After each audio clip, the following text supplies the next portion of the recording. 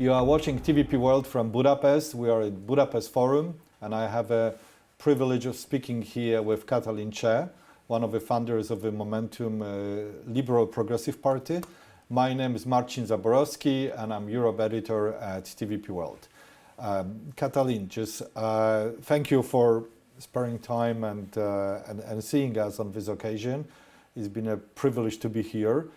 Now, your country is about to start ready, preparing for campaigning for the election, which will take place in 6 months' time, if I'm not mistaken, 7 in April. Most probably, yes.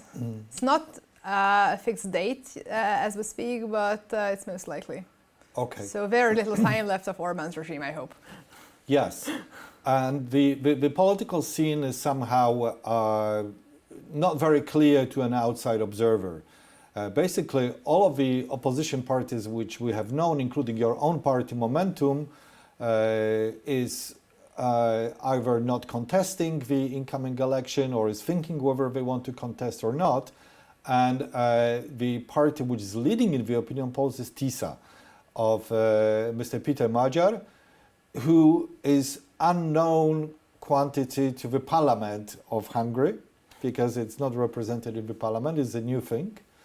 And people back in Poland and other countries are thinking, what this Tisa is really about? Yeah? So if you can bring it to our audience a little bit what Tisa stands for, that would be great. I can just tell you that we've been a little bit surprised with some interviews with Péter Magyar. It looked like that Tisa's positions on things like migration, LGBT, cultural questions, Ukraine, Russia, on all these issues, Tisa seems to be close actually to, has similar positions to Fidesz. So even if Tisa wins the election, are we not going to be up for pretty much the same style of government in the future? Well, my biggest hope is that if Tisa indeed does win the election, as it is looking more and more likely, at least we can get rid of this systemic corruption that has been eating up the futures of Hungarians, that is plaguing the country ever since Orbán and his cronies took power.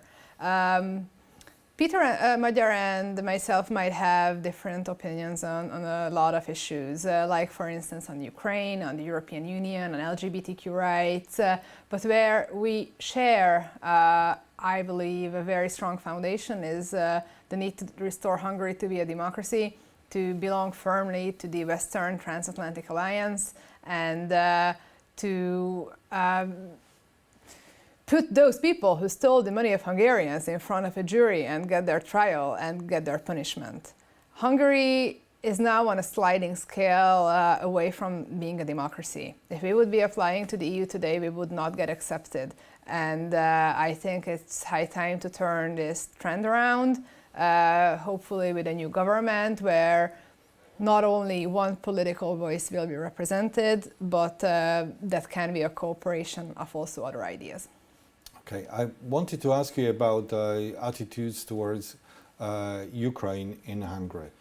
So the current Hungarian government has been, well, pretty much anti-Ukrainian, or one might say that it's been objecting to any kind of support packages for Ukraine, whether in the context of European Union or NATO.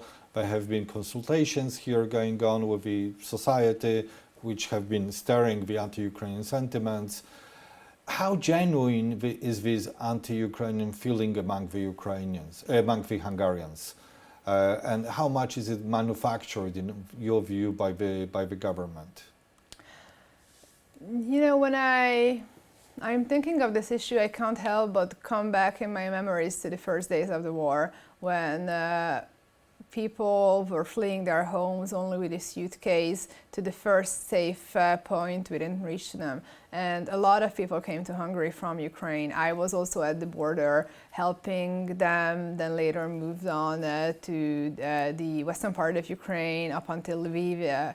And I saw the desperation of the people. But I also saw how warmly the Hungarians have welcomed the newcomers, that entire villages camped on the border, making food, cooking tea, helping those who are fleeing war and desperation to shelter in the gyms of these towns, and it was really truly inspiring. And I think this is the true face of Hungarians. This is absolutely true that Russian propaganda has been plaguing Hungarian public discourse for, well, at least from the moment where the war broke out. But in my opinion, it started way before.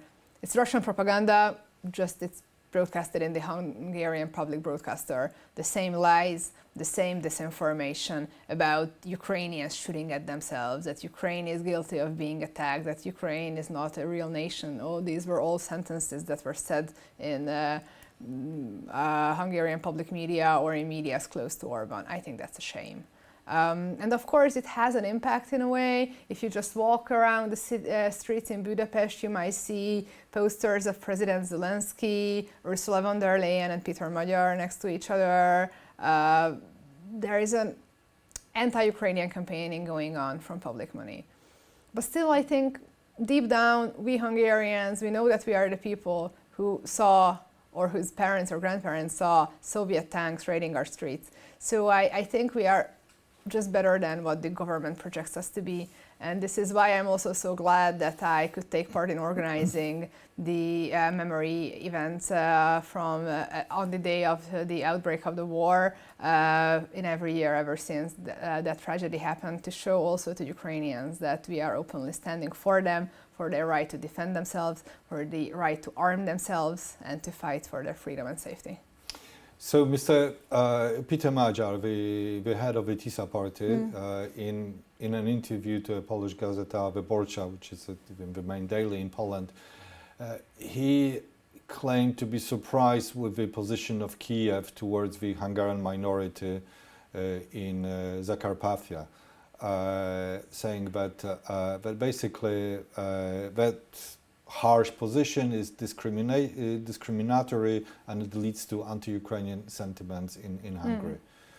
Do you think he's right in saying so? Would you have an advice to the Ukrainian government with regards to the treatment of minority rights?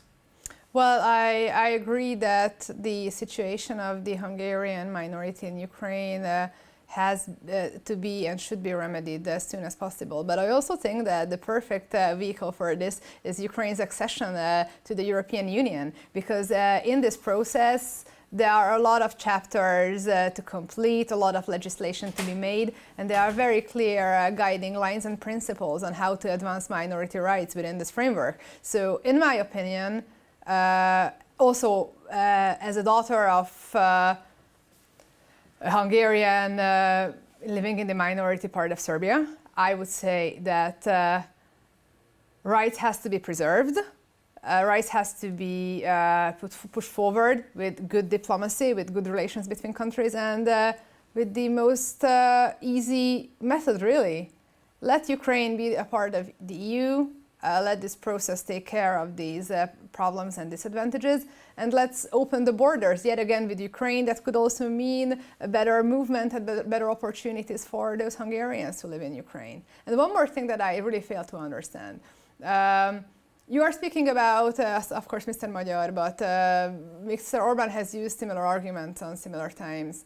And when it comes to the government, if he is worried about Hungarians living in Zakarpattia, why isn't he worried about these very same people dying on the front lines? Why isn't he supporting giving more weapons to Ukraine, helping them in this war? Because we Hungarians are also fighting bravely on the front lines, so we should help them also in that struggle. Excellent. Thank you. Thank you very much. So it's been Katalin Cseh speaking to TVP World at Budapest Forum. Thank you, Katalin. Thank you.